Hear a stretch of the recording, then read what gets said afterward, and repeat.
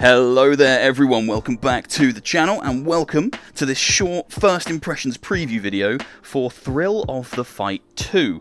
Now I would love to do a longer form deep dive into this game because I'm a huge fan of the original, but the truth is there isn't a huge amount of content to go over and showcase to you in this early access launch for the sequel. Now don't get me wrong, that doesn't mean the game is bad, it just means it's a little bit thin on the ground in terms of content right now, but I do think that's the intention. I think the developers wanted to get this basis out there into the public so that people could start playing it and they can build upon the feedback that they get. It feels like a true early access launch, which is a little strange considering the reputation and the acclaim of the original.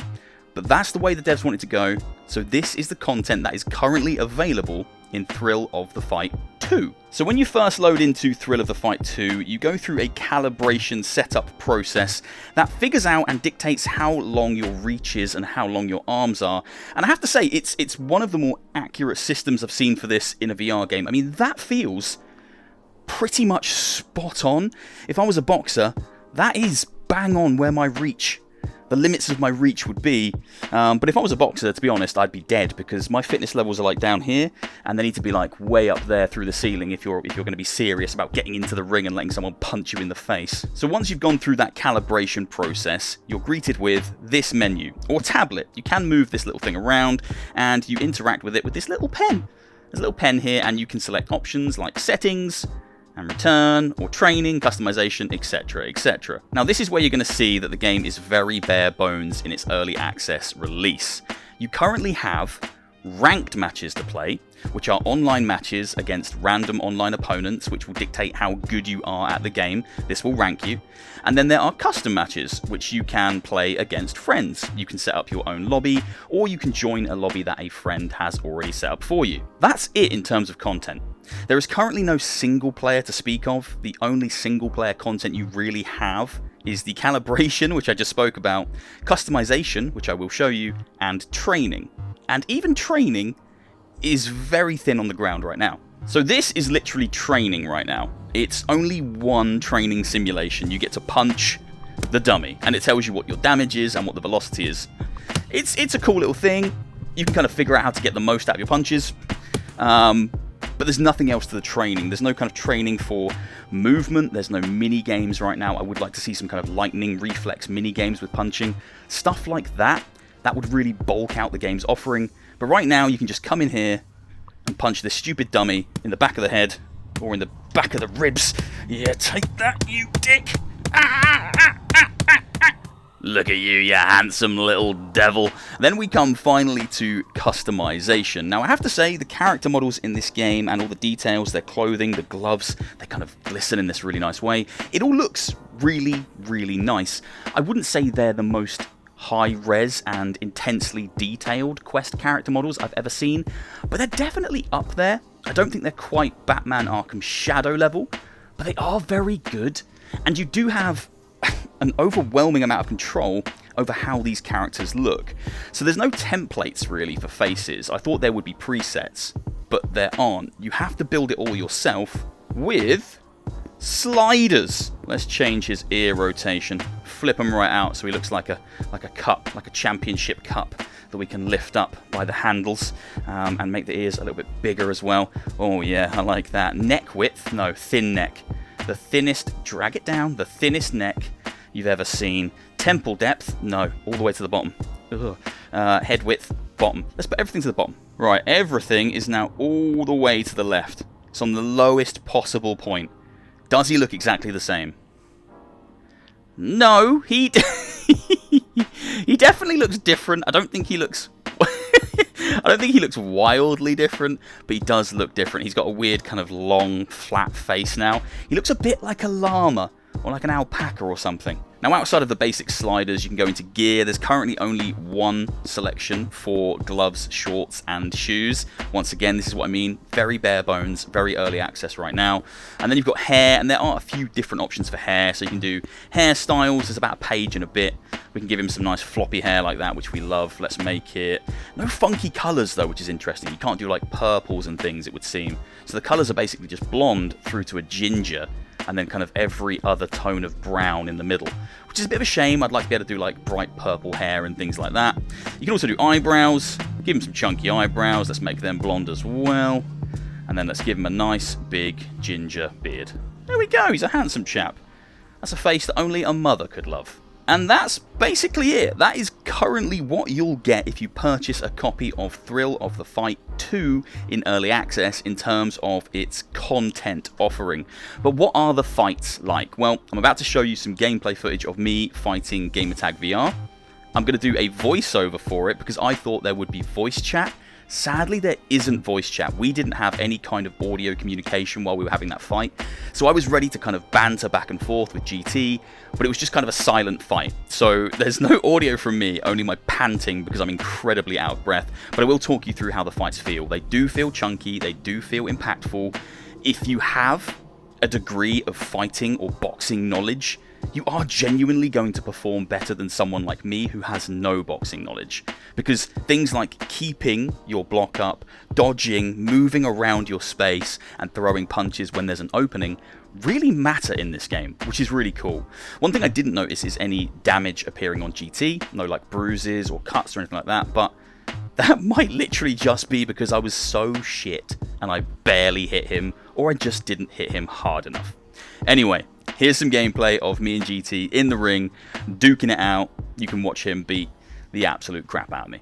Okay, here we go. So when you load into a fight against a friend or random ranked opponent online, you'll start in your corner and you get a little bit of time to gesture at each other in obscene ways, like me and GT are doing right here, before you're thrust into the middle of the ring to start the fight.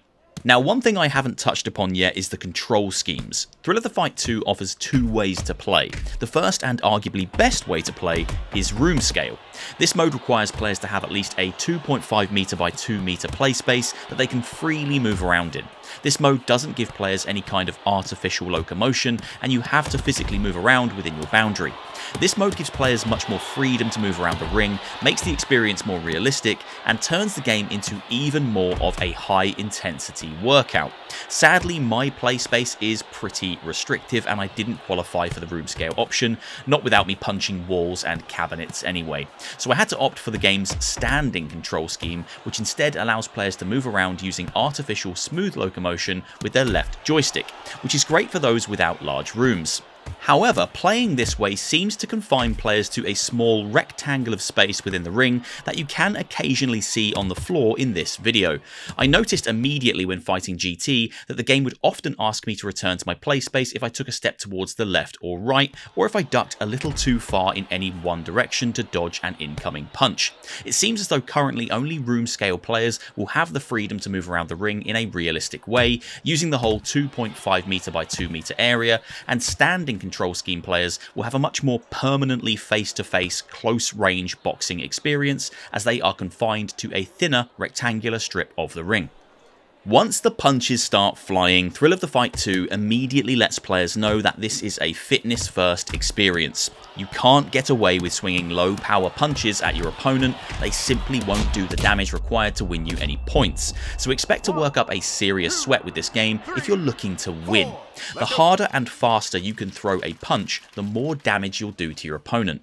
Real-world velocity seems to translate very well in-game, and a connecting punch lands with a satisfying in-game thud accompanied by some flashy impact effects to tell you that you've hit your mark. If you're anything like me and aren't in peak physical condition, this game will act as a fantastic VR workout. Just one full fight of 3 rounds against an opponent online is enough to get your heart racing and your arms aching. You'll be feeling it the next day for sure if you really put your all into those punches. As I mentioned previously, however, there doesn't currently seem to be any real-time damage applied to your opponents. Through each round of the fight, I never noticed bruising or redness on GT's character model.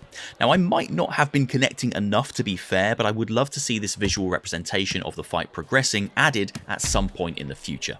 Given the fact that Thrill of the Fight 2 is currently an entirely online experience, I was impressed with the lack of lag present in me and Gamertag's fight. Every punch landed in a satisfying way, and it felt like GT reacted to taking a hit at the exact moment of impact every single time. I didn't notice any issues with character models glitching out or moving around in laggy ways, essentially nothing that would make it hard to predict a player's next movements, and that's crucial for a game like this that wants to replicate boxing in such a faithful and realistic way. It is worth noting, however, that me and GT both live in the same country. I'll be interested to see what the connection is like when fighting someone else overseas. Now, the fight itself was sloppy, but that's not the fault of Thrill of the Fight 2. My punches, dodges and blocks were all accurately represented and translated in game, so a fight is only ever going to be as sloppy as the players engaged in it. Several times during our bout, me and GT descended into swinging wildly at each other, and this highlighted how much this game is not geared towards that kind of play. Thrill of the Fight 2 wants you to swing with intention and pick your punches perfectly. Flailing wildly won't win you any real points and doesn't really take your opponent down in a hurry. You only wear yourself out. Ultimately, you should be prioritizing clean blows and self-preservation over haphazardly throwing hundreds of smaller punches. In conclusion, some quick wins for the Thrill of the Fight 2 dev team would be implementing voice chat as soon as possible, throwing in a couple of single-player training mini-games, and then giving us some unlockable gloves, shorts, and shoes to work towards for completing a certain amount of ranked or casual fights. Some bigger implementations that could come further down the road would be things like real-time damage reflected on your opponents during the fights, potentially allowing standing space players to move around more of the ring, and of course a single player career mode that sees players fighting their way up the ranks on the road to glory. Now, I'm confident Halfbrick will deliver most, if not all, of these things in time, but those who just want to get stuck in now and can't wait to test their skills against opponents online, you can grab Thrill of the Fight 2 at the low early access price of $10. Others who would prefer to wait for the full product, or who are only interested in the single player component, will likely have to pay a higher price, as is usually the case with early access, but they'll be doing so knowing that all the content they want is available to them. Thrill of the Fight 2 early access starts today on MetaQuest.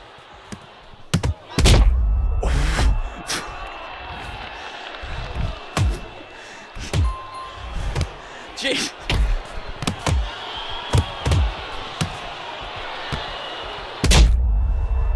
Shit. Ladies and gentlemen, the winner is the blue corner.